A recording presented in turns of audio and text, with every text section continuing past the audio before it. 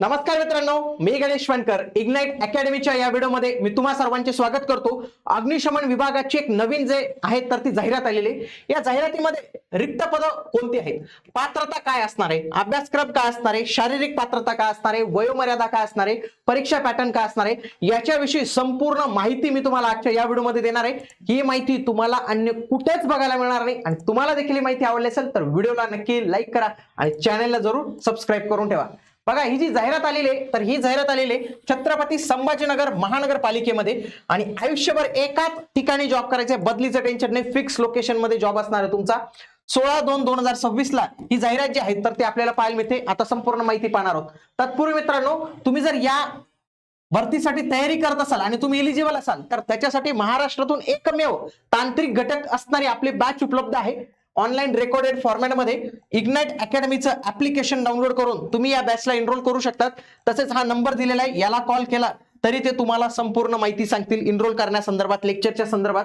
परंतु लक्षात घ्या, तांत्रिक घटकाचा समावेश असणारे महाराष्ट्रातील एकमेव अशी ही विशेष बॅच तुमच्यासाठी जी आहे तर ती उपलब्ध आहे. बघूया, बघा रिक्त जागा कोणत्या कोणत्या आहेत. उप अग्निशमन केंद्र अधिकारी किती जागा रिक्त आहेत? 4 जागा रिक्त आहेत.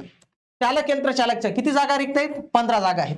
अग्निशमक फायरमन सगळ्यात जास्त जागा याच्यात आहेत. किती? डायरेक्ट 100. मनपामध्ये सगळ्यात जास्त भरती ही यांचीच येते. एस 6 ची वेतन श्रेणी आहे 19,963,200. याची एस 8 आहे ड्रायव्हरची 25,000 बेसिक पे आणि याची एस 10 आहे 29,200. पुढे ऑनलाईन अर्ज हे 17 तारखेपासून सुरू झालेले आहेत. 17 फेब्रुवारी पासून हे 18 मार्च पर्यंत तुमचे फॉर्म जे आहेत तर ते भरणं राहणार आहे. ओपन साठी 1,000 रुपये फी आहे आणि मागासवर्गीय SC ST OBC अनाथ यांच्यासाठी 900 रुपये फी आहे. माजी सैनिकांसाठी कुठलंही शुल्क लागणार नाही आणि यांच्या जागा पण खूप चांगल्या असतात, म्हणून माजी सैनिक जे असतील त्यांनी इथं नक्की अप्लाय केलं पाहिजे. लक्षात घ्या, रिक्त जागामध्ये उप अग्निशमन केंद्र अधिकारीच्या ज्या 4 जागा आहेत त्याच्यामध्ये ओपनची 1 जागा आहे, SC ची 1 जागा आहे, VJ ची 1 जागा आहे आणि OBC ची 1 जागा आहे.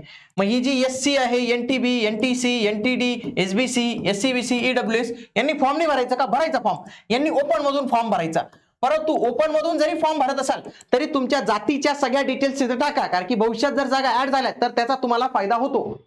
पात्रता काय पाहिजे? पदवी पाहिजे, पदवी. सोबत तुमचा स्टेशन ऑफिसर आणि इन्स्ट्रक्टर हा कोर्स कंप्लीट पाहिजे आणि 3 वर्ष तुम्हाला मनपा किंवा गव्हर्नमेंट मध्ये कुठेही या पदासाठीचा, म्हणजे या कोणत्या पदासाठी सांगितले, लीडिंग फायरमॅन आणि ड्रायव्हर ऑपरेटर या पदाचा तुम्हाला 3 वर्षाचा किमान अनुभव पाहिजे, म्हणजे तुम्हाला तिथं फायदा होईल तो. उंची पाहिजे पुरुषांना 165 सेंटीमीटर, महिलांना 157. त्याच्यानंतर चेस्ट 81 आणि 86 पाहिजे. 50 kg आणि महिलांसाठी 46 kg आणि दृष्टी एकदम व्यवस्थित पाहिजे. 40 वर्षापेक्षा जास्त वयाचा उमेदवार चालणार नाही, हे लक्षात घ्या. पुढे चालक यंत्रचालक म्हणजे ड्रायव्हर ऑपरेटर याच्या 15 जागा आहेत. त्याच्यापैकी ओपनला 4 जागा आहेत.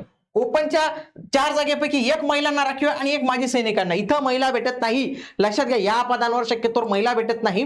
मग महिलांसाठी खूप संधी आहे. जर एखाद्या महिलेचं इथं पात्रता बसत असेल ना, त्यांनी नक्की अप्लाय केलं पाहिजे, कारण की इथं तुमचे सिलेक्शनचे चान्सेस सगळ्यात जास्त आहेत. बघा, SC च्या 2 जागा आहेत, त्याच्यापैकी 1 महिलेची आहे.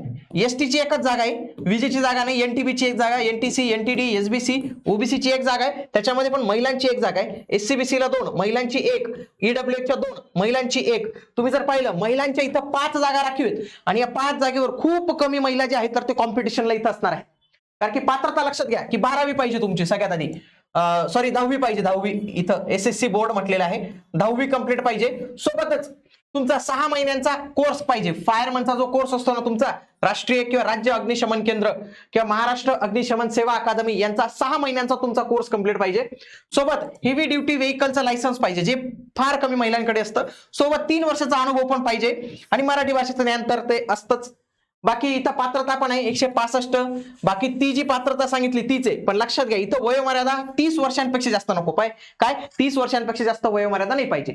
फायरमन सगळ्यात चांगली संधी आणि जर तुम्ही पात्रतेमध्ये बसत असाल तर मी तुम्हाला म्हणेल की तुम्ही 100% हा फॉर्म जो आहे तो भरलाच पाहिजे. ओके, 100 जागा आहेत.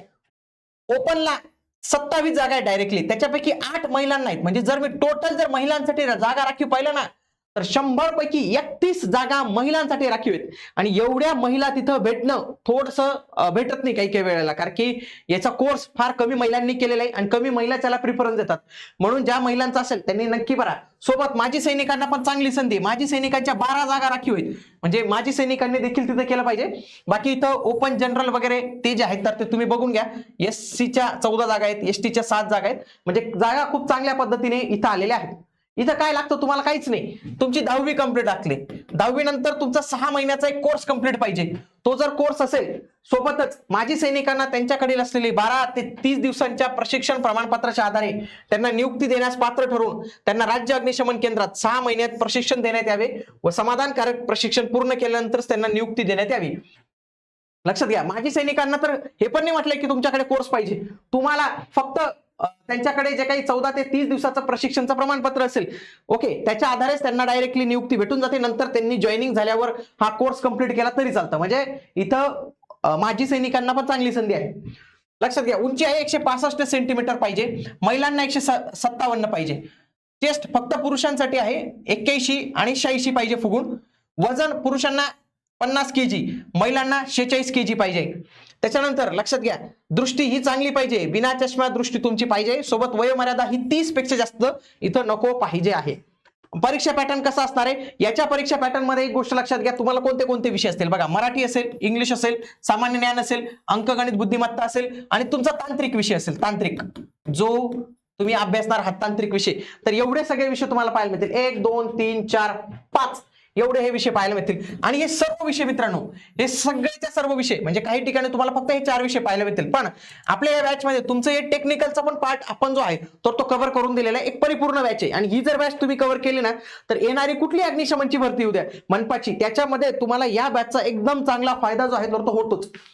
सोबत लक्षात घ्या की याच्यात तुमचा 100 गुणांचा पेपर असणार आहे, 1 तास असणार आहे आणि तुमचं शारीरिक आणि मैदानिक चाचणी ही 100 गुणांची इथं जी आहे तर ती पाहायला मिळणार आहे. ओके, याच्यामध्ये हा जो टेक्निकलचा सिलेबस आहे, हा एवढा सगळा सिलेबस आहे. लक्षात घ्या, एवढा सगळा सिलेबस तुम्हाला इथं पाहायला मिळतो. आणि याच्यामध्ये जर तुम्ही पाहिलं तर बघा, हे संपूर्ण सिलेबसचे टॉपिक आपण ते आहेत तिथे कव्हर केलेले आहेत.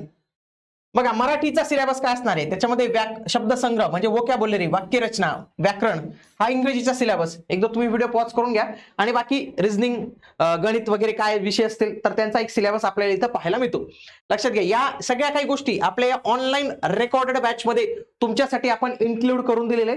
महाराष्ट्रातील सर्व मनपा भरतीसाठी अत्यंत उपयुक्त अशी बॅच असणार आहे. याच्यामध्ये सर्व काही विषय तुम्हाला पाहायला मिळतील. ऍडमिशन सुरू झालेले आहेत. आजच इग्नाइट अकॅडमीचं ऍप्लिकेशन डाउनलोड करून तुम्ही या बॅचला जे आहे तर ते एनरोल करू शकतात. काही समस्या असेल, काही प्रॉब्लेम असेल, मला कमेंट बॉक्समध्ये तुम्ही नक्की कळवा.